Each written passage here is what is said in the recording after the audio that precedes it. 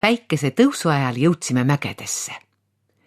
Isa pidi nüüd lennuki juhtimisel eriti hoolikas olema, sest mõnigi kaljupurakas oli nii suur, et riivas lausa taevast ja tuli olla ettevaatlik, et mitte sellisele hiiglasele otsa põrutada. Teised mäed olid madalamad, kuid siiski küllaltki kõrged, et üsna meie lennukini ulatuda ja nende otsas elasid lambad. Kuna oli heinaaeg, tegelesid nad kõik niitmisega. Kui me neist aeglasel lennul üle triivisime, ajasid lambad kaelad pikaks ja vahtisid meid imestunult. Mõned talled ronisid heinakuhjade otsa ning üritasid meie lennukite rehaga katsuda, aga nii kõrgele nad siiski ei ulatunud. Viskasime Pipoga neile külakostiks kompveke, talled püüdsid need osavalt kinni ja lehvitasid. Mõne mäe otsas lehvis pilv nagu valge kuivama riputatud padi. Tuul oli nad kalju terava tipu külge puhunud ja korra sinna takerdunud ei pääsenudki pilved enam vabaks.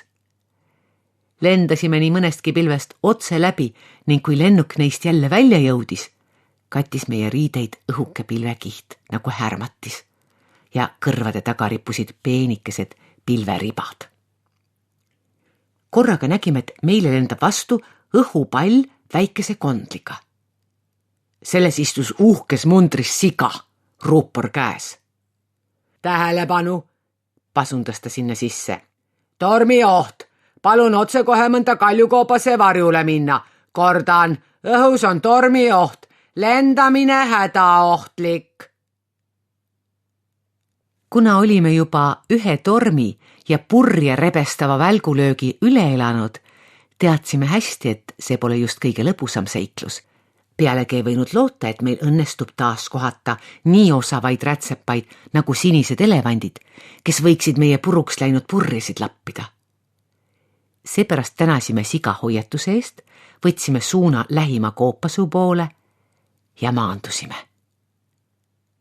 See oli kena ja ruumikas koobas, millest viisid mäe sügavusse mitmed hämarad käigud. Olime vaevalt varju alla jõudnud, kui torm algaski. Kogunesime koopasuule mägede vahel sähvivaid välke jälgima ning unustasime hetkeks oma lennuki sootuks. Kui siis onu Klaus sekund hiljem ümber pöördus, jõudis ta veel märgata, kuidas meie kallis õhusõiduk suure kiirusega mööda üht käiku mäe sisse veeres ning järgmisel hetkel pimedusse kadus. Me polnud märganud, et koopa põrand on tublisti sissepoole kaldu. Loomulikult hakkas lennuk viltusel maal jalamaid mäest alla veerema. Tahtsime Pipoga otse kohe talle järele tormata, kuid isa ei lubanud. Ta ütles, et koobas on pime ja me võime käikudes ära eksida. Seepärast on parem, kui otsima lähevad tema ise ja onu Klaus. Meie aga pidime seisma koopa suu ees ning neid ootama. See oli küll huvitav amet. Olin väga vihane, aga parata polnud miskit. Isa ja onu Klaus läksid lennukit otsima, meie Pipoga aga kükitasime maha ning põrnitsesime mornilt väljas sadavat vihma. Sedasi, mitte midagi tehes, möödus päris hulk aega. Siis aga kuulsime järsku koopa sügavusest mingit heli. Nagu sõidaks keegi mäe sees autoga. Ütlesin Pipole, et kauem ma enam ühe koha peal konutada ei kavatse, sest mäe sees sõitvaid autosid ei näe sagedamini kui üks kord elus ja oleks jube rumal, kui meie praegu selle ainsa võimaluse maha magaksime. Pippo oli minuga nõus. Me joonistasime tolmu sisse suure noole, et isa ja onu Klaus teaksid, millises suunas me minema läksime ning siis me hakkasimegi mööda koopa hämaraid käike veidra hääle suunas edasi astuma. Neid käike oli tõesti palju, nad hargnesid ja olid väga pikad ja peagi ei saanud me enam kumbki aru, kus me täpselt oleme ning kust kandist me õieti tulema hakkasime. See tegi mind natuke murelikuks, aga kuna me enam tagasi nagunii poleks osanud minna, jäi järele ainult üks võimalus. Minna aina edasi. Nii me tegimegi ja siis siuhti! Kihutas keegi meist mööda. Järgmisel hetkel see keegi pidurdas ja peatus. Ta silmitses meid üllatunult. Kes teie olete? küsis ta. Kuidas te siia sattusite? Läksime lähemale ja nägime, et tegemist on Mutiga, kes juhtis suurt järelkäru ja mootoriga tõukeratast. Jutustasime talle tormist, lennukist ja isast ning onu Klausist, kes samuti kusagil mäe sees ringi tuuritasid. Mutt kuulas ja lubas meid aidata, aga kõigepealt ütles ta, peab ta lõpetama oma töö.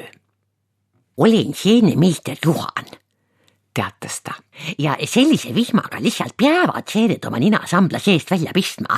Muidu jäävad seenelised pika ninaga. Ta käsutas meid oma järelkärusse ja pani tõukeratta tööle. See oli vast sõit. Kihutasime mööda kitsaid koopakäike, ikka alla ja alla, kaugel Mustava mäe südame poole, nii et ma tundsin end nagu limonaad joogikõrres, mis lendab täiest jõust kõrtimeva jõehobu suu poole, nii et vilin taga. Sedapuhku sõitsime siiski Muti töökotta. Järsku olimegi kohal. Mutt Juhan pidurdas ning ütles. Ronige nüüd maha ja oodake veidi. Ma teen seened valmis, siis hakkame teie lennukit otsima. Ning hakkas ise suure hooga askeldama. Meie Pipoga tolknesime tal sabas ja kahetsesime, et meil 3 silma pole. Nii põnev oli see, mida Mutt tegi. Kõigepealt võttis ta täinast. Mätsis natuke ja hakkas siis sellest seeni voolima. Küsisime, kas tohime aidata ja Mutt lubaski. Mina tegin valmis 3 pisikest männiriisikat ja 2 kukeseent. Pipo aga mässas tükk aega, oli ise üleni taignane, nii et me pidime ta vahepeal taignakausi küljest lahti sikutama, kui ta sinna sulgesid pidi külge kleepus. Aga voolis viimaks valmis igavesti uhke puraviku. Mutt tegi ise muidugi kõige rohkem, muuhulgas ka mõned kärbseseened, mille kohta mina tähendasin, et need ju süüa ei kõlba. Mis sellest? Ütles Mutt. Selliseid seeni kasutavad pisiputukad vihmavarjadena, nii et ka neid on tarvis. Kui seened olid valmis voolitud, võttis Juhan pintsli ja asus neid värvima. Siin ta meil enam ennast aidata ei lubanud, sest nagu ta ütles, värvimine on täpne töö ja ei tohi juhtuda, et näiteks kukeseen tuleb sinine ja kuuseriisikas roosa. See ajaks seenelised segadusse. Nii me lihtsalt imetlesime Muti meistri kätt ja kui värskelt värvitud seened olid ka ahjus kenasti ära kuivatatud, asetas Mutt nad hellalt kasti ja käsutas meid koos endaga lifti. Sellega sõitsime otse mäetipus asuvasse kambrisse, mille laes olid väikesed augud. Neist aukudest hakkas Mutt värskelt valminud seeni maapinnale torkama.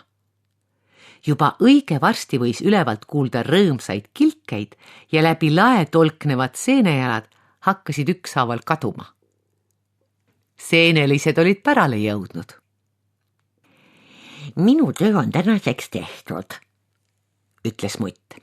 Nüüd otsime teie lennuki üles ja ka teie isad ning onud tuleb üles leida. Nad on kindlasti mäe kõveradesse käikudesse ära eksinud.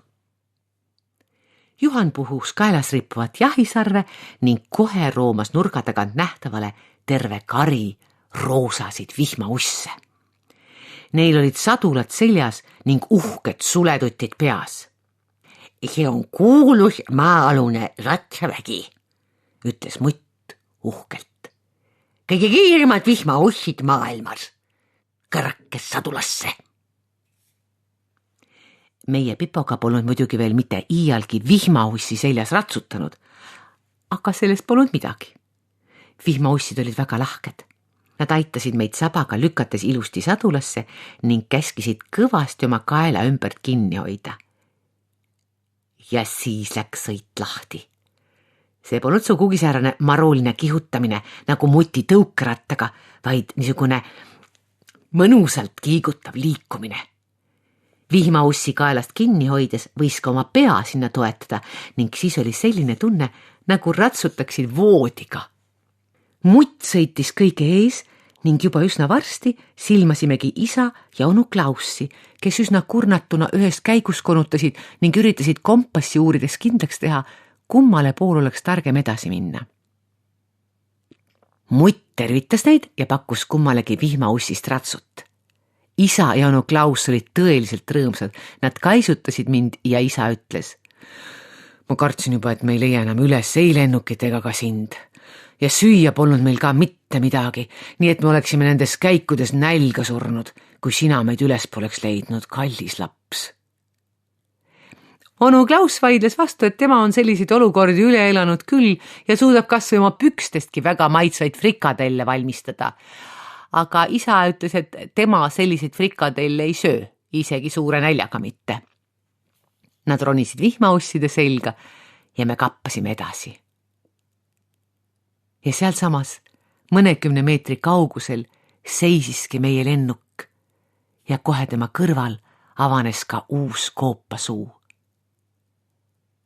Väljas ei sadanud enam tilkagi ning hele päike valgustas pruuni koopapõrandat ja värvis selle kuldseks. Me lendasime mäe seest välja nagu linnuke pesakastist ja tegime tiiru ümber tipu. Seda katsid tuhanded värsked seened, pruunid, punased ja kollased kübarad vihmamärjast samblast uhkelt välja küünitamas ning nende vahel sagisid korvidega seenelised. Meie aga pöörasime nina uuesti lõunamaa poole. Teekond jätkus.